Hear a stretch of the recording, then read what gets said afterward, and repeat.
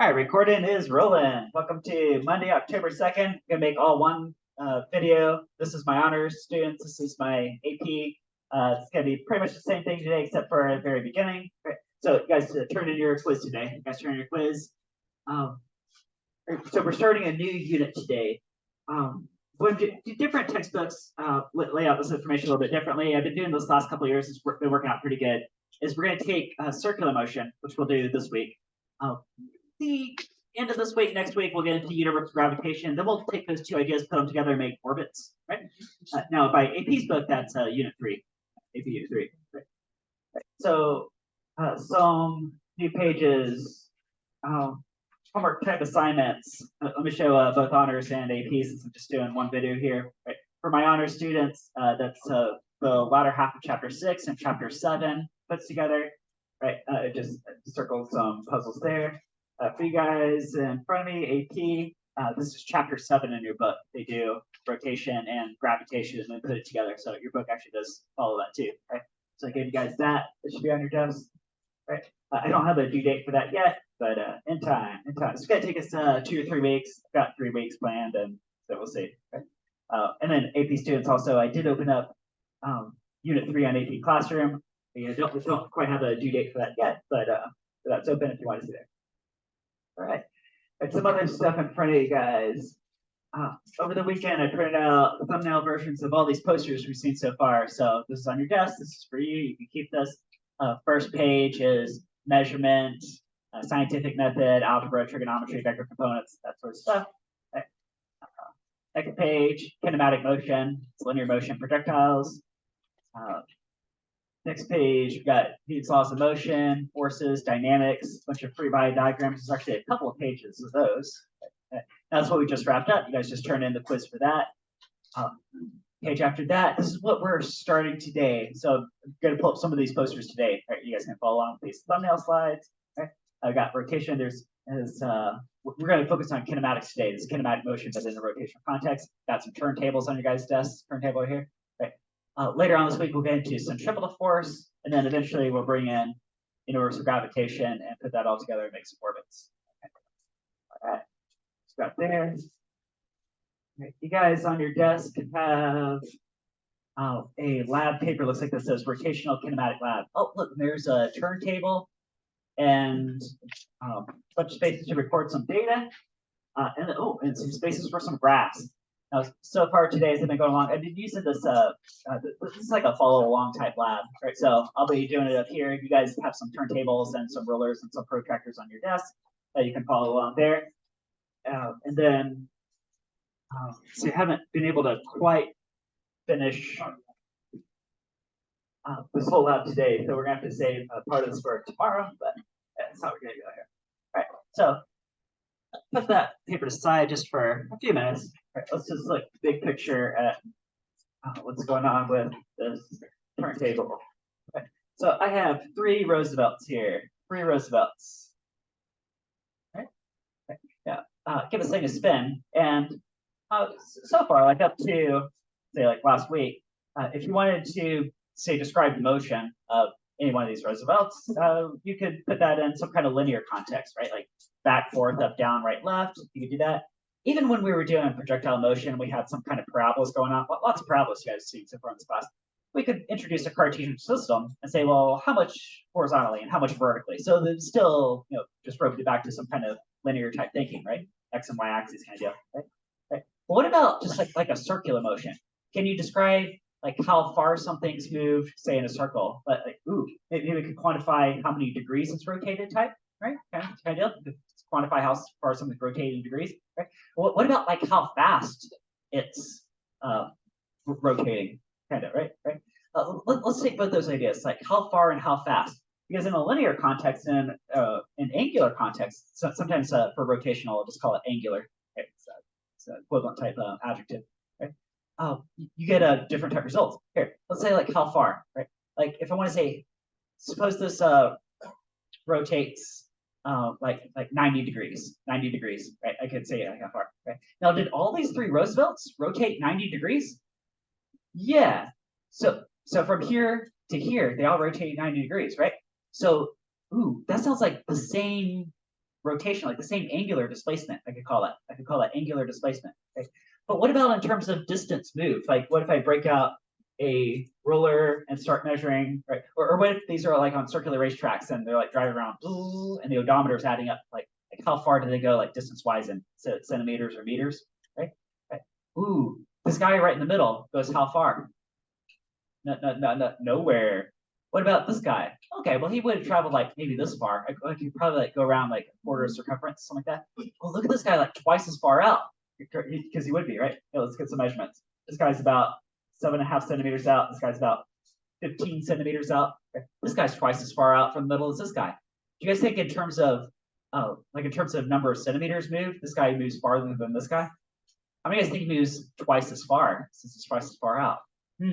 Probably so, right? Of course, we've got some formulas going to bring in later. Here's the thought now. Right? What about speed? What about speed? Right? Now, in terms of angular speed, you guys ever heard a term like revolutions per minute, RPM, revolutions per minute? Now, that's a unit, right? Ooh, I bet I could get the spinning at some number of revolutions every minute I could quantify, right? Right. Now, in this class, we'll tend to use a different type unit called radians per second, right? Or even before I introduce radians, how about the idea like degrees per second? Say so many degrees it turn 90 degrees. It took 3 seconds to do that. Oh, that must have been like 30 degrees every second, right? 30 degrees per second, something like that. You think, right? Okay. Are all these three Roosevelts doing the same angular velocity, same turns per time? They are, right? But what if I have like a speed gate and they're like zoom, zoom, going through the speed gate, or if I point a radar gun at them as they're on the move, right? How fast is this guy right in the middle going? Yeah, zeros, like 0 meters per second, right? This guy's going some linear speed. Ooh, is this guy going even faster? He's twice as far out. Do you think he's probably going twice as fast? Okay, so from now on, like starting today, when I say like how far is something going or how fast is it going, well, now that depends because these all have the same angular speed but completely different linear speeds. Interesting. Right. So I got some new posters here. Right. So you guys can think about it a little bit. Let's look at these. Right. So first one, rotational analogs. You guys have some variables and units for linear motion. Right now we're gonna say what are the rotational equivalents. Right. Now time is still time, still measured in seconds, so that's all fine and good. Right? Instead of saying how far is something moved in meters, I want to say, ooh, theta. You guys have seen Greek letter theta. We've been using that to measure how large is an angle. So that's actually the perfect variable for this, isn't it? Right? And there's 3 different ways I can measure this angular displacement. We could go with degrees. We could go with revolutions. Right? But yeah, right? Get a little closer to what I'm getting here, right?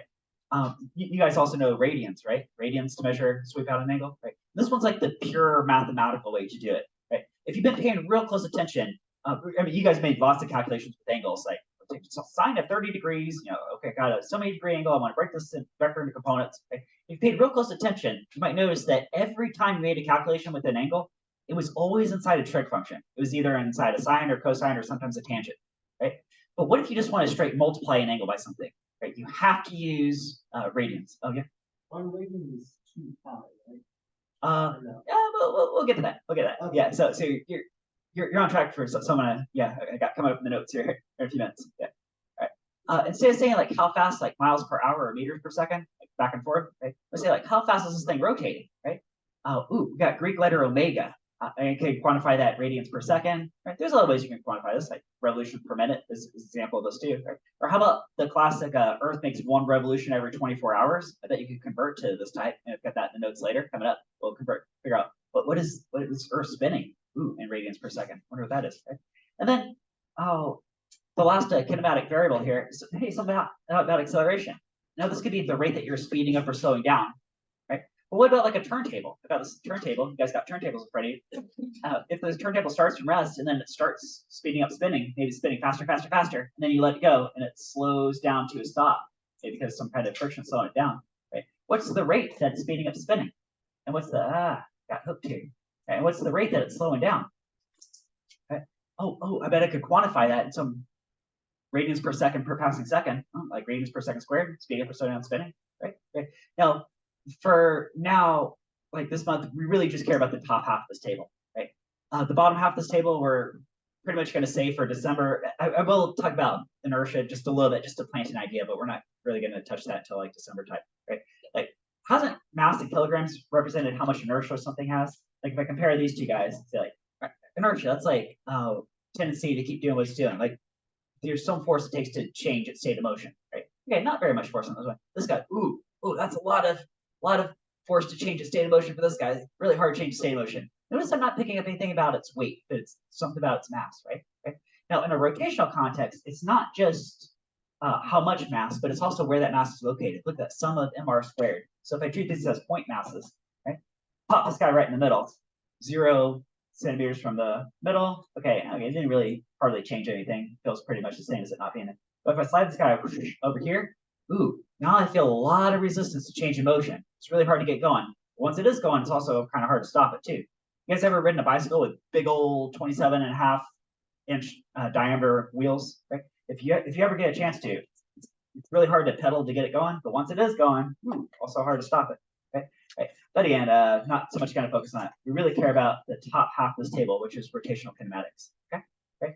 Now, you can probably start to see kind of the next slide where this is going. It's like, okay, we're juggling these variables, and if there is some kind of acceleration involved, there's changing velocity, right? Right. So, hey, we're going to run back into tax VV, right? Where we're juggling like 5 different kinematic variables, right? Time, acceleration, displacement, and then maybe a couple of velocities, initial, final, right? Beginning and end of an interval, right? So maybe in a rotational context, what if I get this turntable rotating, and I want to know like, well, how far is it rotated after so many seconds, or right? So I'm juggling these variables. Hey, do you guys think you can? Oh, I'm supposed to slide here. Well, all right. You know what? Sorry, I had this guy lined up next. Right. Let's do this. Right.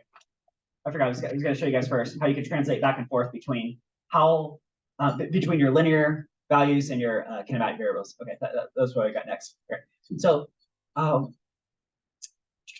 there you go. I get this turntable rotating. Say it's like rotated so far, right? And I want to know, like, well, what if I have all this distance, right? Let's say there's a car driving around a big circular track. Car driving around. Well, how far does the odometer say it went? Right? Something like that, right?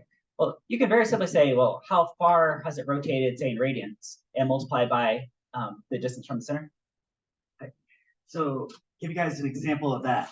Actually, I think you guys know a specific version of this formula. I think you guys have known a specific version of this formula since elementary school.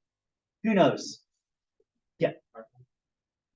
Okay, yeah, arc length, right? Now, the specific arc length for, so suppose you're like in 5th grade, right? You want to make one trip around the circle exactly. One trip around the circle. There's a name for that. It's called circumference. Circumference. And guys, can you finish off this formula? Circumference equals what? 2 pi r. Circumference equals 2 pi r. Okay. That is actually a specific version of this expression, right? This expression is a generalized version of circumference equals 2 pi r. Circumference is just one exact distance you can go, right? Yeah, you're right. This is arc length in general, right? And right here, right, this 2 pi tells you, okay, well, that's exactly one trip around the circle. Isn't that equivalent to 1 revolution? Equivalent to 360 degrees, right? There you go. There's 3 different ways to quantify angular displacement, right? Radians, revolutions, and degrees. Right? Let's put this all together. Let's put it all in a line here. 1 revolution is equivalent to 2 pi radians is equivalent to 360 degrees, right? And you can see right here, just with this example, you guys have probably known since like 5th grade probably, that if you ever want to multiply or divide angles directly in a formula, like outside sine, cosine, or tangent, right, you have to use radians, right? Because like what is degrees? I mean, 360 degrees in a circle, where does that even come from, right? Nobody knows exactly for sure. It's probably based on, calendar year of Earth is pretty close to that number, right? Days in a year, maybe some other reasons too. But it's an arbitrary number, right? So if you just go straight multiply it in, you'll get completely nonsensical answers that don't really mean anything, right? Now stick it inside a sine or a cosine, and your calculator knows what 360 degrees means, so you can do that okay, right? But if you just straight multiply it, you have to use radians, right? And it works out right here, right? So what the heck is 1 radian? What's 1 radian? Right? Do you guys think I can just divide each of these by 2 pi? Right? Divide everything by 2 pi. Let's see what that comes out to. Right? 2 pi. Well, let's say how many degrees. So 360 degrees divided by open parenthesis 2 pi. I have to group this in parentheses down here, otherwise it's going to calculate wrong. Okay. I'm getting 57 0.29577, or I'll call it 57.3 degrees about. It's rounding a little bit. But okay, right. That's a little bit shy of 60 degrees. Right. Oh yeah. Right. You're in radians on the calculator, right? It doesn't matter. Okay, so whether the calculator is programmed in degrees or radians only matters if you're using sine, cosine, or tangent, right? Now, if I start going like, what sine of 30 degrees? What sine of 30 degrees, right? The fact that my calculator is programmed in degrees, it knows it's in degrees, so it'll tell me like 1/2, right? If I switch it to radians for the same value, okay, no, 30 radians is something, okay. For the same angle, what's that, pi over 6, I think? Right, pi over 6. Right, let's see what that is. Okay, for radians, it is okay. But if for the calculator to be programmed in radians or degrees, it only matters if you're applying a trig function. Yeah, right. If you're not applying the trig function, it doesn't really matter. Right, so okay. Oh, and what about 1 revolution, just for completion here? 1 revolution divided by open parenthesis 2 pi. Right, we got about 0.159. That's about here, maybe around that a little bit. 0.16 revolutions. Okay. About a sixth of a revolution. If it was 1/6 exactly of a revolution, this would be 60 degrees. Okay, this is a little shy of that, right? About, right? Which, by the way, pretty closely matches this picture here, right? So this whole turntable turns by, because I got a protractor here. Right. What I put here. Yeah, this angle that you guys see right here is about 59 or 60 degrees, somewhere in there. Right? So a few degrees short of that. That's pretty dang close to a radian. Right? If you're wondering what the heck's a radian, right? And you can see here, this picture now mapped back to here.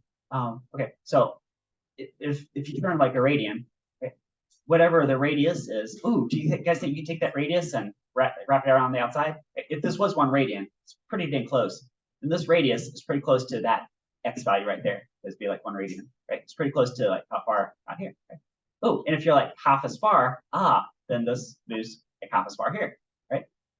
Same thing for speed, because guys, what's the rate change of displacement? Velocity, right?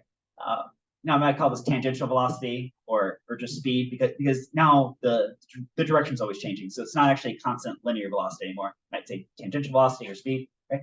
And the rate change of angular displacement could be angular velocity. Okay. So there you go. That's also proportional R. You take another rate change with respect to time, you can get like acceleration values. Right? You see, boom, boom, boom. Right? You can kind of see from the graphic too. If you think about this being an animation, see how this guy's moving twice as fast as this guy. Right? This guy's not moving at all. Right? So, right. Now back to I was trying to jump in the gun on this. What formulas are we using to juggle these 5 rotational kinematic variables? Right? Rotational kinematic. And oh, look at that. It looks just like these 3 amigos from back in the linear motion days, doesn't it? Right? Except if you just replace linear displacement with angular displacement and so on down the line, right? Now time is still time, but the rotational equivalents of each one of these, you get 3 perfectly valid rotational kinematic formulas, right? Displacement equals initial velocity times time plus 1/2 acceleration times squared. Except instead of the linear values, it's rotational values. That's it. These look a lot like these, don't they? Right? They're analogous, right? So these have to do with the turntable. That's it. Let's look at the units real fast, because I always tell you guys to keep your eyes on the units in this class, right? Let me ask you guys a question I asked you guys a few weeks back. What is 3 miles plus 4 gallons? What's that equal to? 3 miles plus 4 gallons is? That's a completely nonsensical question, isn't it? Right? That doesn't make any sense, right? Can't you only add or subtract like units? Right? Now you can multiply or divide different units, that's okay, right? But if you're adding terms together, they have to be the same unit, don't they? I see 3 terms in this top one. Point, point, point. See 3 terms? Right? See, this is in radians. See, radians per second times seconds. Oh, that's also radians. Radians per second squared times second squared. Oh, that's also radians. Radians plus radians can be radians, right? Right. Radians per second, radians per second. This multiplies to be radians per second. Okay, so it checks out, right? Here's the version of these 3 without the training wheels. Same idea, right? Good. All right. Questions so far? All right. Here's say turntable slows to a stop. Okay. All right. Some graphs. This is kind of what we're getting into today that we're probably going to run out of time for by the time the bell rings. But there you go. There's a poster for that. Okay. I've got one more poster for today. This is a little bit of trivia, but maybe get you thinking deeply about angular velocity versus linear velocity. Right? let's look at two different ways to play music. Let's say you go back to the 1960s and you buy one of these old records. Right, so you put this on the record player. There's a needle that the first track is going to be on the outside. Right, there's this long spiral groove. Right? So you put the needle into the groove. Right, and the groove has a bunch of little bumps. Right, vibrations. It vibrates the needle. Gets amplified. Boom, you get sound. It's an old Thomas Edison technology. Right? Right, so this is a spiral, and it goes to the center, and then the very last track, very last second of the last track is like this inside right here. Right. Now this whole disk will rotate it at a constant angular velocity. There are a few different standards for that. One of the standards was like 33 1/3 revolutions per minute. There were some other standards too. Okay. Just to simplify this a little bit here, let's suppose that you had like 1 revolution per second. I'm just making something up. Right? Right, just simplify this. Right. This needle during the first second of the first track, let's say it does like 1 revolution. That's a long way for it to move, right? That's a huge circumference. But maybe the very last second of the very last track, ooh, that's a much smaller circumference there, isn't it? Right? Well, this whole thing's rotating at a constant angular velocity, right? Constant turns per time, right? What that effectively means is that the linear speed between the needle and the surface of the disk is actually going to slow down over the course of playing it, right? Because first second, long way for some period of time. Last, it's like, not as far for that same interval of time, right? Now, when the digital version comes along, say, like 1980s, 1990s, the CDs take off, right? This is digital, so it's just a bunch of zeros and ones. We're getting rid of the needle and replacing it with a laser. So now the laser is reading very cool, right? The tracks go from inside to outside. That's a little trivial difference too between these two, out to in and out. Okay. But we're packing a bunch of zeros and ones next to each other. Well, the data engineers were thinking, hey, you could have like just a little bit of circumference on the inside, say for the first track, right? Zeros and ones, right? But by the time this laser gets to like the last tracks on the outside, right? Now you pack the same number of zeros and ones next to each other. Ooh, you can fit a lot of zeros and ones on the outside track, right? So for an equal amount of data, say you get like suppose like 1 second. I'm just again making something up. Let's say 1 second of one song was like the circumference of the inside. Just make something up, right? Well, an equivalent amount of data on the outside track would only be about this far. It wouldn't be very close to making it around, right? So you can think of that sort of being like a constant velocity between the laser and the disk, right? And what that means is that to make this all work, it actually slows down the rate that the CD spins, right, from beginning to end. Yeah, so it has actually a variable angular velocity. Right, so kind of fun trivia there. But there you go. All right, let's get going on this guy right here. This guy right here. Right. Oh, so you guys write your name on this? Write your name. Right. We're gonna get as far as we can with this today. Probably finish this tomorrow. There's a different lab on the back that we'll do a different day. Right, so I'm a turntable Christian. All right. All right. So we got here. Okay, we got a turntable. We got. I think I gave you guys some of these math slugs. Right. I've got Roosevelts here. I'm gonna line up 3 Roosevelts, but I'm really just gonna focus on the one on the outside. Okay, I'll put the other ones there just for context, for visual context, so you can compare. Right. I'm really focused on this one on the outside. Right. So what radial distance is that right there? You guys can follow along. You guys can get your own numbers if you like, or here, because you guys got all the materials in front of you, right? So I'm looking at a 15 centimeter radius right there. Right? This is probably as far as I can go. This kind of maxes out the size of the turntable. Okay. I'm going to call that radius is 15 centimeters, 15 centimeters. Okay. You could probably do anywhere between 10 and 15 centimeters, just whatever makes sense, but 15 kind of maxes it out. Okay. Oh, there's some expressions here. Got some kind of velocities, displacement over time kind of deal. There's these 3 kinematic formulas. There's a translation from rotational to linear, back and forth. Okay, so you got all that little formulas there. Okay. So here, we're going to do a 2-part story. The first part of the story is give us 3 full revolutions at a constant. I missed one thing in the notes. Let me go fill that detail right before I get chugging too far on this. Okay, here, guys. One more detail in the notes. Okay, I was gonna do angular velocity of the Earth with you guys. That's what I was gonna do. Angular velocity of the Earth. Okay, let's do it real fast. Okay, okay. Angular velocity of the Earth. Okay, because you guys already know one value for it. I just want to translate to radians per second. Okay, that's what I meant to do. Okay, you guys know 1 revolution every 24 hours. You could say, right? Right. That's definitely how fast the Earth was spinning. Right? one revolution over 24 hours. Well, I mean, I guess if you want to do like context of like relative to what is, right? You could make a case that's like slightly different than that. But okay. Anyway, okay, moving on. Let's convert this to radians per second. Well, I know one revolution is like 2 pi radians, so I'm doing some unit conversion here, right? Okay. I know 1 hour, you could say 60 minutes, 61 minute, 60 seconds. I'll just do 3,600 seconds here. Okay. How many radians per second are we about to get out of this? Okay. What's 2 pi divided by 24 by 3,600? Okay. I'm looking at, a tiny number going on right here. That's radians per second. And scientific notation, that might look something like this.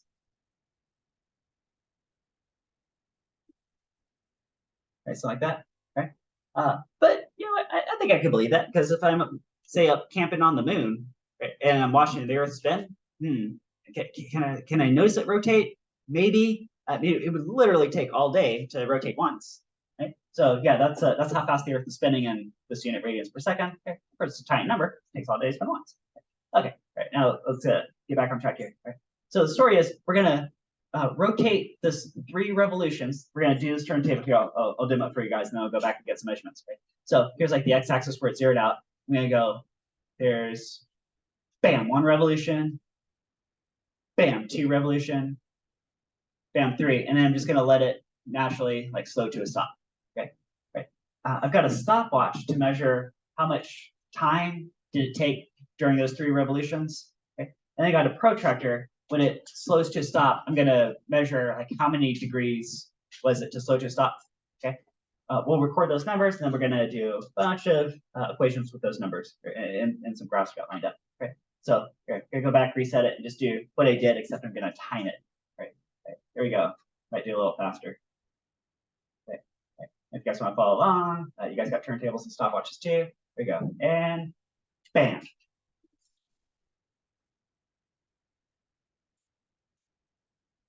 All right, and I stopped it, and okay, it went around a full 360 degrees, and then this extra bit right here. Okay, I was trying to do constant velocity. I don't know if I got exactly constant velocity, but I'm going to assume it pretty well was. Right, it's like 5.4 something seconds. Right. Okay. So for 3 revolutions, that was 5.4 something seconds. Oh, notice I put in for you guys, the angular displacement is 6 pi radians. You guys know where 6 pi radians comes from, right? Because 3 revolutions every 1 revolution is equivalent to 2 pi radians. Oh yeah, that totally is 6 pi radians. Right, we'll call it theta. Right, would that be true? 3 revolutions, 6 pi radians, same thing. Okay. So that's why I gave you guys 6 pi radians. Right. Mine took that much time.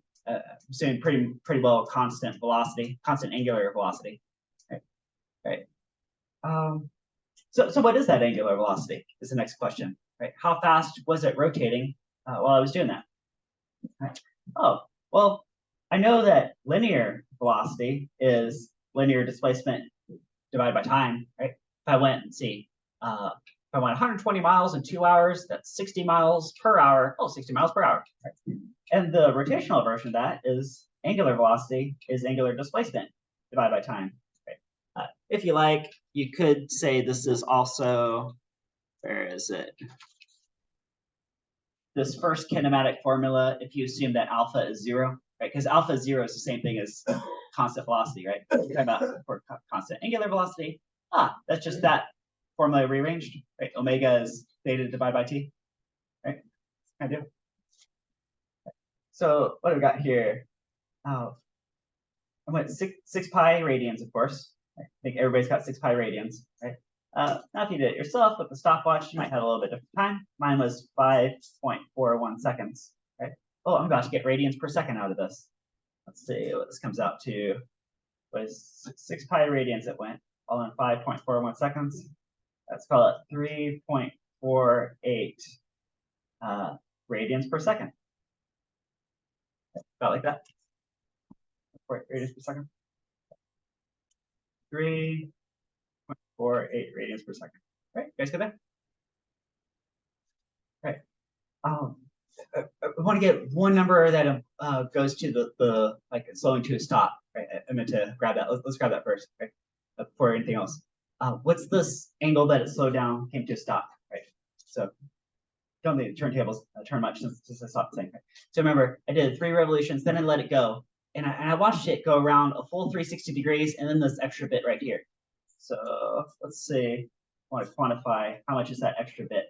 That extra bit looks like 75 degrees, I think. That's like a 75-degree angle right there. Right. Now that's on top of the 360 degrees that it turned around additionally after I let it go in the first place. So it turned around a full 360 plus an extra 75 degrees. That's like 435 degrees. Right. Now, of course, I don't want work in degrees on this paper. I want radians. It says how many radians is that equivalent? Okay. So I got some paper saying 435 degrees. Okay. Let's convert that into radians. Convert that into radians. Okay. So when I start doing calculations, everything will be in radians. It will be a happy world. So I know that every 360 degrees is equivalent to 2 pi radians. Okay. Or if you like, you might just cut straight to 180 degrees is equivalent to pi radians. I mean, that would reduce a little bit. Sometimes you do that. At 435 degrees times 2 pi radians, I'll divide by 360 degrees. Okay. That is 7.59 radians. Okay, 7.5. Now that was after I let it go. Okay, so remember I did like 3 full revolutions, then I let it go.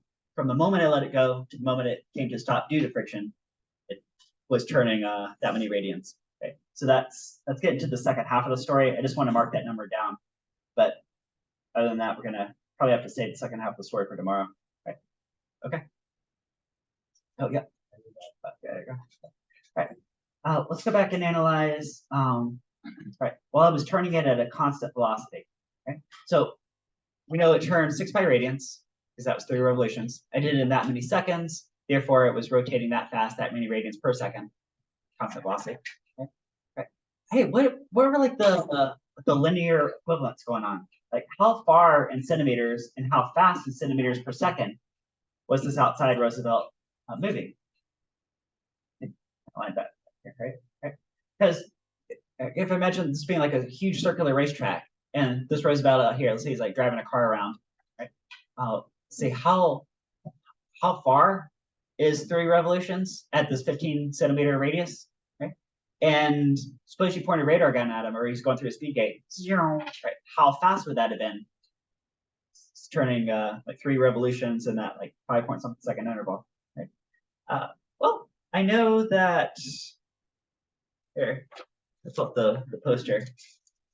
So that's kind of a connection to these posters here. Right. Oh, I remember this right here. Like how far have you gone? Well, it's how far you've rotated times your radial distance from the center. If you're right at the center, radius would be 0, so you haven't gone anywhere. If you make 1 revolution, that's 2 pi radians. Oh yeah, that's right. It's like circumference equals 2 pi r. Right? But that's just one specific set distance. I'm looking for like 3 of those, like 3 revolutions. So that's my 6 pi radians, right? So I'm going x equals theta r. Yeah, you can call this like arc length or something, right? Okay. So this was 6 pi radians at a 15 centimeter distance from the axis of rotation. Okay. No, pause right here, because you might look at this and say, well, if I'm doing radians times centimeters, shouldn't that give me a unit of radians times centimeters? But x needs to be in centimeters. So what's the deal with the units here, right? There's 2 ways I can think about this. One is that you might define this radius 15 centimeters. Well, that's actually 15 centimeters per radius. Gives maybe like a conversion factor. In which case the radius or the radian radius would cancel out there, right? Just one way to think of it. Another way is as long as you know that your angular values are in radians per second squared, something along those lines, right? and you apply all these formulas, you could alternatively just treat it as a unitless value, right? And then your units will work out anyway. Like, okay, if radius is in centimeters, then x will also be in centimeters, right? So yeah, that's a little bit weird one. You can kind of ignore the unit or think about canceling something like this, one or the other, however you do it. Right, so let's put this together. What is 6 pi times 15? Right. So if this guy's driving around a vehicle, say a little tiny ant vehicle, then that's like 282.74. I'll call it 283. That'd be centimeters. 283 centimeters. Who's going? Okay, 283 centimeters. Right. Ooh, 283. Hey, it's not almost 3 meters? Is that like 3 meter sticks almost? I think it is. Ooh, wait a minute. You guys remember back when we were blasting the balls off the balcony? You guys had those trundle wheels. You guys remember those trundle wheels? Right? Hey, those trundle wheels. Was the circumference of a trundle wheel like 1 meter exactly? Right? Which was a little bit bigger actually than this turntable. Okay, yeah, I can believe that, because if this makes 3 revolutions, that better be approaching 3 meters, and it sure is. It's like 283 centimeters. That's a long distance, right? That's a long distance. And circles can be like a deceptively large circumference when you really think about it. All right.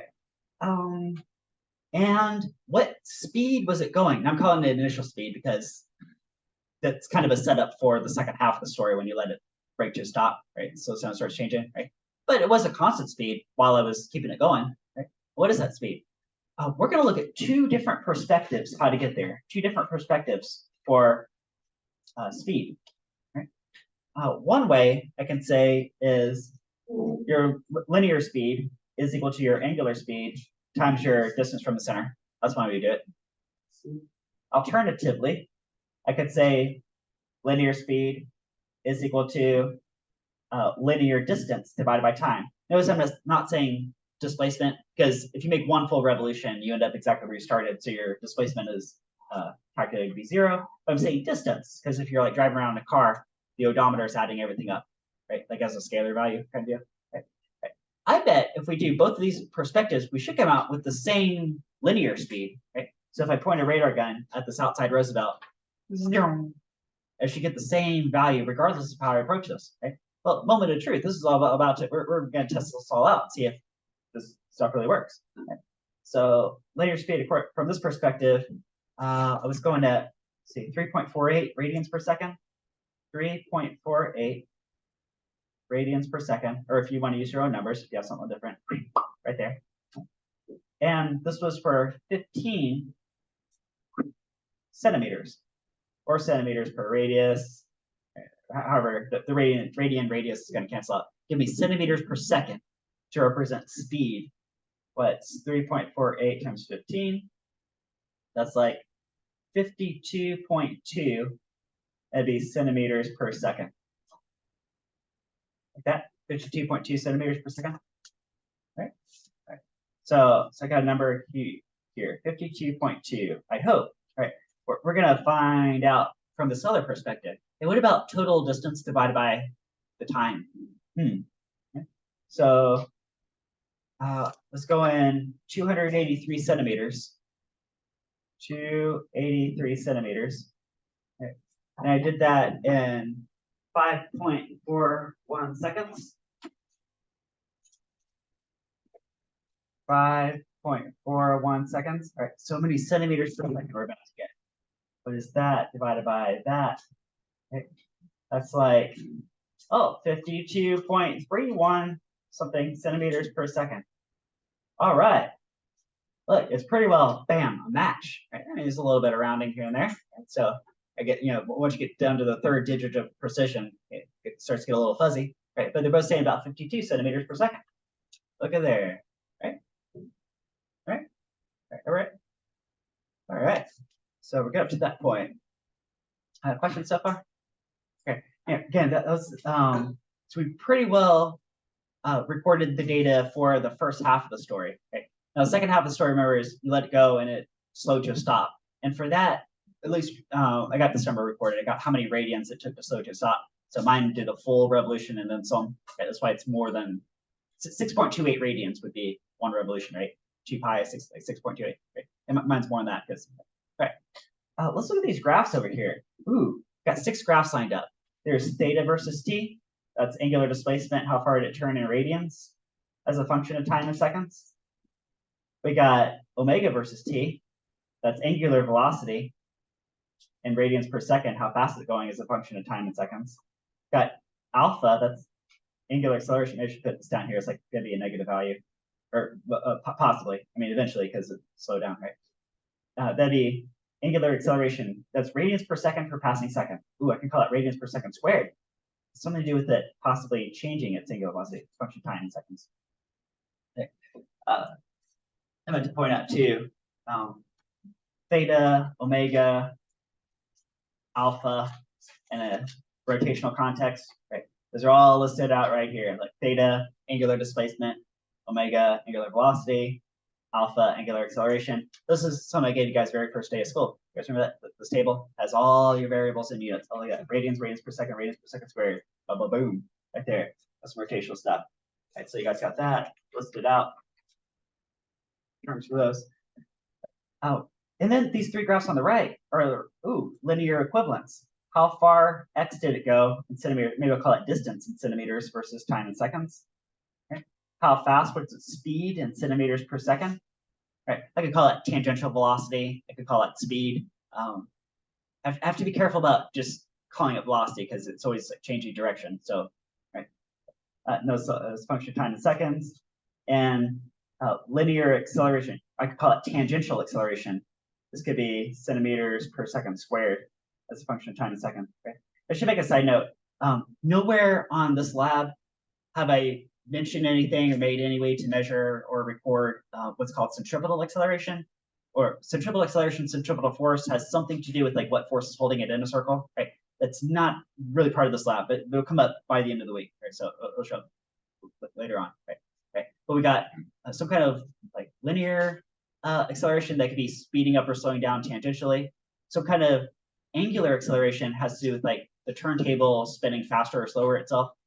Okay, so I'm not so much focused on the acceleration due to changing direction, okay? Although it's also there, but it's just not recorded. Okay, all right. So you guys have enough data right now to figure out what do the first 3 graphs look like up to this T naught. The T naught is where you guys see that T naught that's marked right there. Right? That's where you let it go and it starts slowing down to a stop. Right? Right? So how far I've been getting in all my classes today is to make the first half of the story, to graph it. Right? So can you guys make those 3 graphs, theta, omega, and alpha versus t, just up to the point where you let it go? Right? So we're talking about the constant angular velocity part of the graph, right? I'm gonna take a trip around class and see who's gonna get this before I show you guys the answers. What do those look like? Right. Can you guys graph? What do those graphs look like for the constant angular velocity? Where you're just how to go. Hey, does the Earth have a constant angular velocity? Yeah, the Earth is its spin rate is the same. Okay? So when you guys were doing those first 3 revolutions with your turntable, it was just constant angular velocity. What does that look like? Carmen's got theta versus t. All right, Phil's gonna get something here.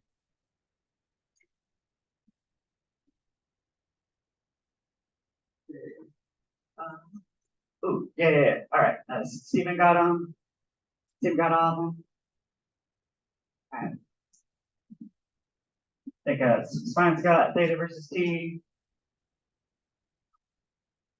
Yeah, it looks like Eli got all of them. Addie got all of them. All right. Yeah, I think Alex got them. Right, so, okay. Right. So what I'm looking at is omega was constant, right? Now my number is 3.48. That's radians per second. It's embedded in the axis right there. And that was pretty well constant, or at least I was trying to keep it constant, right? Trying to keep it constant angular velocity. Constant angular velocity. Right? That spin rate was constant, right? Guys, if you have a constant velocity, what's your acceleration? Yeah, 0, right? So angular acceleration wasn't changing. I mean, once it was in motion, it's just going. Right? Also, wouldn't angular displacement be picking up at a constant rate? Right? In fact, I know how far it got up to while it was spinning at that constant rate.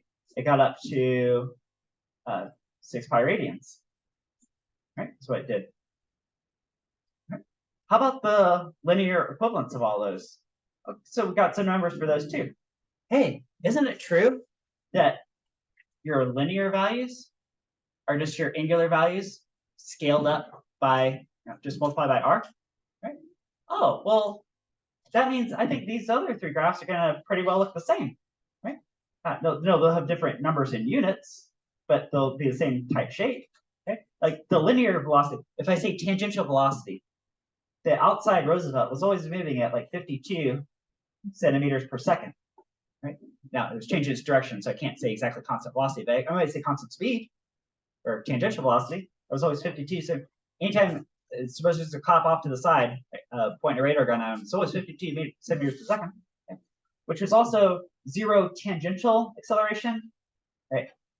No, there was a centripetal acceleration going on, but we haven't talked about that yet. Right? But tangentially, it wasn't speeding up or slowing down, right?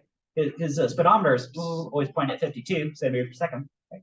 And the accumulated distance was increasing at a constant rate, right? And he went up to, was it 283 centimeters is how far around the track he got. Okay, and that look like that? All right. Oh yeah, just in time, because we got about 20 seconds to the bell here. All right, who's got any question? Any question? All right, so there's our pause point today. Probably tomorrow we'll finish that one up. All right, so wrap on today.